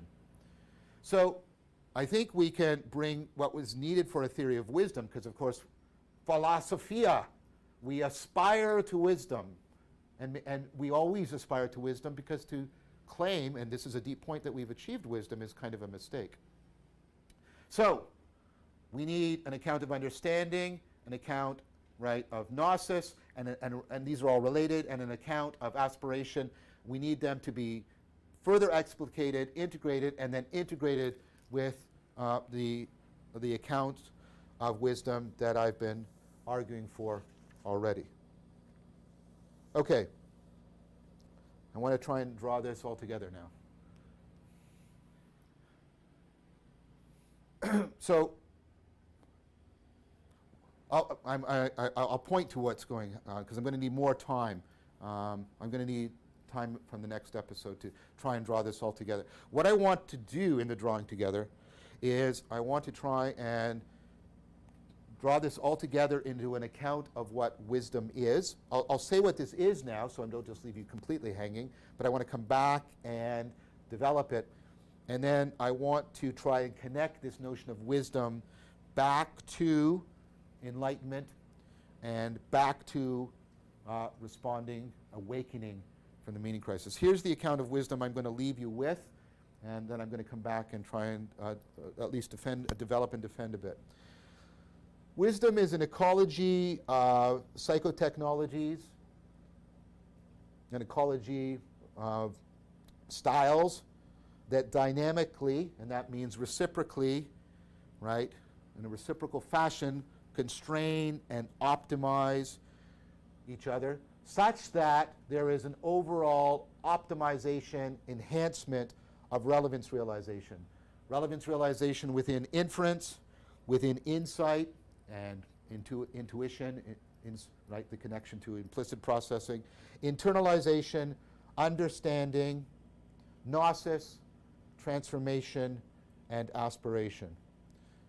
Wisdom is an ecology of psychotechnologies and cognitive styles that dynamically enhance relevance realization in inference, insight, and intuition, internalization, understanding and gnosis, transformation and aspiration. In that sense, what's happening, right, is something that's already overlapping with the machinery of enlightenment. We're seeing that wisdom is a dynamical system that is counteractive to the machinery of self-deception, and that helps to afford the self-organized transformation into the life of flourishing, a life that is deeply meaningful. Thank you very much for your time and attention.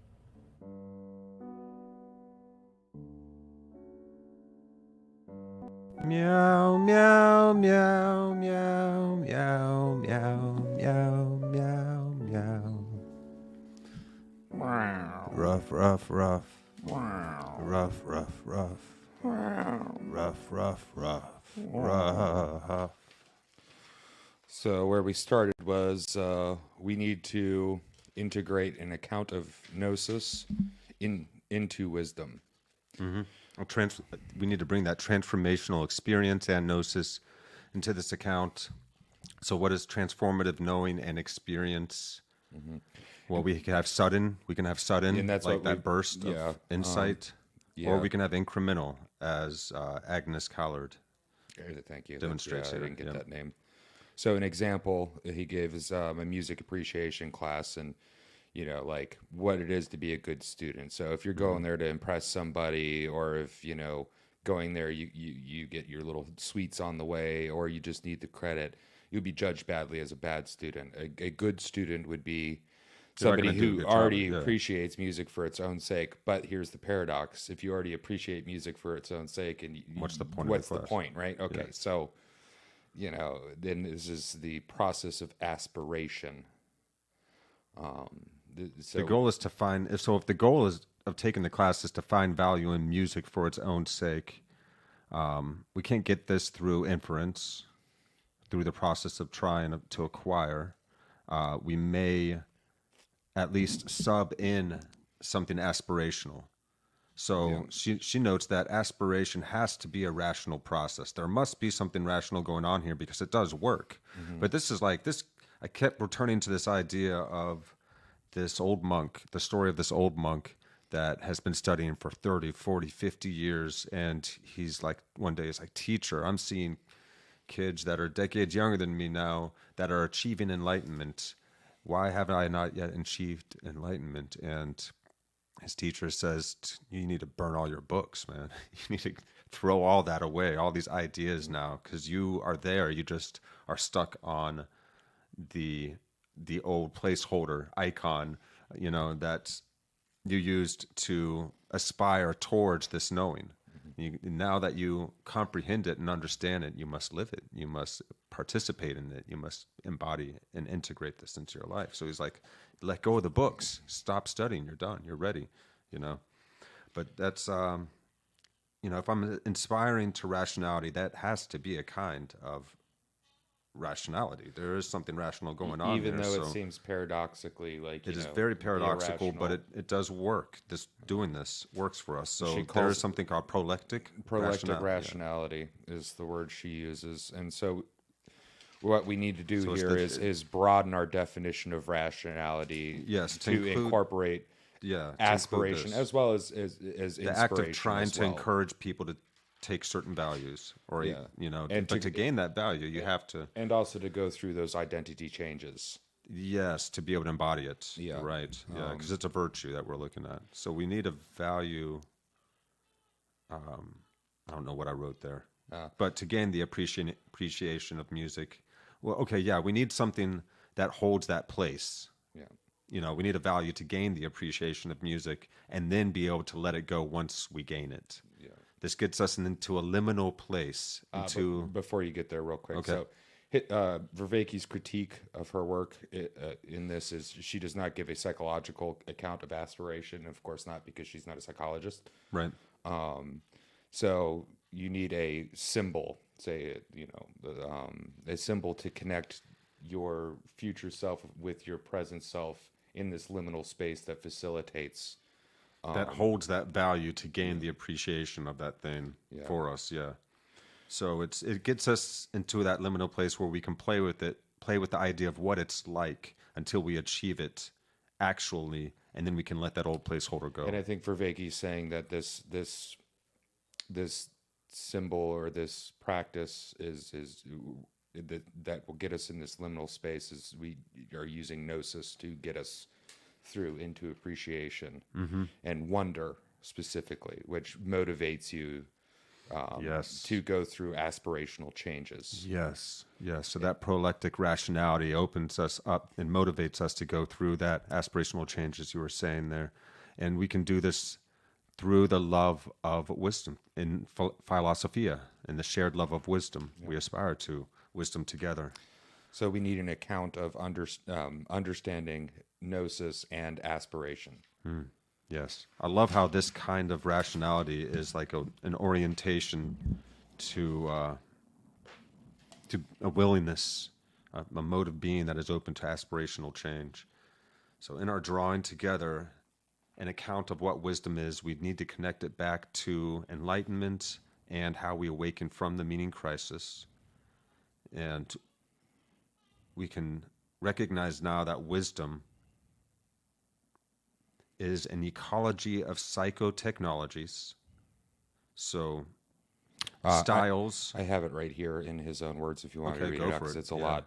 So wisdom is an ecology of psychotechnologies, an ecology of styles that dynamically and that Reciprocally.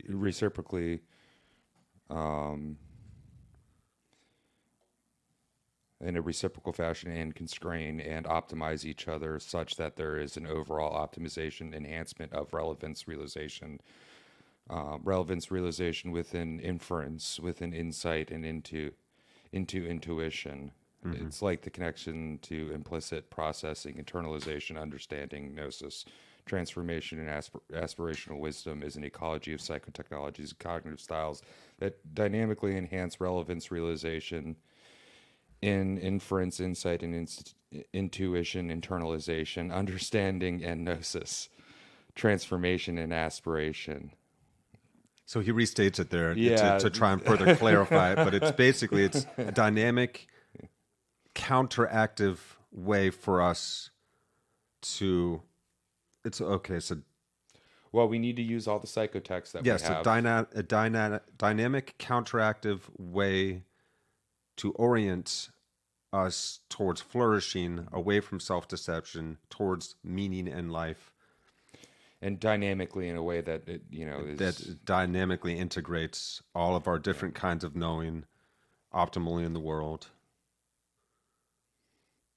Yeah. Okay. Yeah. So he's come up with an account for wisdom. So that's going to be this next episode. Is very comprehensive. I think he's done a good job here, man. It only took him 45 episodes to do it. Not bad, right? Oh man. Yeah, it's okay. This helps us though. This helps us understand our different wisdom schools. Sure, and it's in a whole new way. We can see what was working, and our cognitive styling, different. Not Gnostic in the sense of the perverted Gnostic, but Gnosis and Gnostic practices to help get you into that state. To help get you into that liminal state, and by liminal we mean moving through. This will help us. Hallway is a liminal space that moves. Design and find old rituals. Design new rituals that optimize the different four kinds of knowing: the propositional, the procedural, the participatory. I know I'm always missing one in there. Let's see. Procedural. So let's start with propositional. Yeah, which proposition is basically a statement. So the sky is blue. So knowing something well enough to be able to talk about it. Yes. Okay. The blueness of the sky. The procedural is the skill of something. So learning how to ride a bike, for instance, the procedure. Or learning to look out. How to look out the window and look up, if you will, for looking at the sky. Then or say if you're looking further into the sky, how to use the telescope in order for you to say look at the moon. Process of zooming in and tuning out and calibrating. The procedural is a lot of it. All has. It's how we develop our skills. So all aspects of the procedure of something, So the And- proposition is there are stars. The procedure is here. Learn how to use this and thing we know to look how at the stars. how fine-tuned our versatility can get using different objects and things. So And then there's the perspective. perspectival knowing. You are here at this point looking at those stars from this perspective, and what does that mean, right? Mm-hmm. And then there is the And how to attune yourself in the different perspectives that you're taking, Yeah. the cognitive styles that allow us to develop our temperance, our fortitude, our courage. and then there is the participation in the acts Yes. of knowing. Participatory knowing is the ultimate graduation and encompassment of all the previous knowings. You are looking You through have the to. telescope. You are logging what you have seen. You are working with others to make sense of it. You You're are a going through that scientist. process. Yes, now in a process And of now solving something you with are others. an astronomer. Yes, no, you're participating as an With all astronomer. those. But we can understand participatory knowing very simply as like when you take on the role of a member in something, or say you're in a marriage, or say you're a teacher to student, or you're at a play and you're watching a comedian and you're the audience. This is your participatory knowing is And so you understand how to act and participate in this situation. You could be a player on a team. You know what your exact role is and how to best participate to the best of the team overall. And so, say, like, take the astronomer example. Then there's the horizontal aspect of this, which is the plausibility generation. Being like, okay, is that a star? Is that a planet? How is it moving around? What's the plausibility of A, B, or C? So, and the combination of these two, or those Everything two comes axes into gives play us now. understanding. Yeah, Oh, and an we are optimal- not the center of the universe. We're actually going around something else, and the other things we're looking at are actually going around something else, the same something else as well. It helps us locate ourselves in a more refined fashion the further we go. Sure. No matter what we're doing, it Thus seems. enhancing the ancient arena Relationship, and then that helps yeah. build up our other ways that we can interact with the world and one another, and it's just this beautiful counteractive process, a dynamic counteractive process to the downward spiral. This is the upward spiral, or the spiral out. Yeah, and and not just counteractive, but also to some degree opponent process as well. Like, as a species, we do have these two regulatory forces, an expansionary one and then a condensing Yes, one, a creating one and a destroying one. Right, so we have to learn how to spiral in and spiral out, and be able to do them both at the Optimally. same time. Really, Optimally, yeah, because we have to be self-aware without being egocentric. Mm-hmm. We have to be aware of the outer world as well. We have to understand that we are interconnected with the world, but we are also an independent agent. How best to operate this independent agent in respect to that outer world, and it's just this continual reinforming reciprocal process that we are growing through together. This is cool. Okay, this was awesome. This was a great episode, guys. He pulled so much together. Like, things are clicking deeper than they ever have. The 4 kinds of knowing, really, it all makes sense now, finally. Agent, arena, relationship, all makes sense. The importance of insight, internalizing the sage to dynamically integrate ourselves, our lives, our knowing, our understanding with the world. How to develop and cultivate wisdom as that dynamic counteractive force to the self-deception in our world. To find more meaning together and awaken from this meaning crisis. It's worth doing. What's the worst that can happen? You fail at understanding the mysteries of the universe and the human psyche. Well, come on, that's fine. At least we're going somewhere. Even if we fail to understand it completely. Yeah. Well, this could help us with AI as well. We needed to be able to develop AI that has wisdom to match And its intelligence. considering AI is already more populous on the internet than actual people using the internet. And we already have the problem of not having the wisdom to wield the vast intelligence that we have. Because our intelligence can create atom bombs, and it can also create world-saving technologies. Nuclear reactors to provide energy. Exactly. So it's all double-edged swords out there, and we need the wisdom to understand how to wield them. Double-edged swords with a razor blade handle. Yeah. Right. Yeah. Well, that seems to be the ones that we've been picking up and handling. There must be a way to use the force to wield them. Ah, yes. The Schwartz. The Schwartz. The Schwartz. If any of y'all are a fan of Spaceballs. I love when they get their radar jammed. Strawberry. Strawberry. All right, guys. This has been another episode of Meaning Making 101. Thank you so much for joining us. I've been Chris. I've been DJ. And we are going to see you all next time. Episode 46. It says conclusion. What the heck? Yeah, it's not. There's episodes after that. There are a few episodes after that, though. Okay. All But he wraps it all together, and then maybe he starts Yeah. the trek down, or at least starts to detail what the road is like that And he's going down. he next. gets into some other people. I saw that. Yeah. So we'll figure it out. We'll go through it. Fun. All right, fam. Love you guys. We'll see you soon. I like that. The meow was like rough.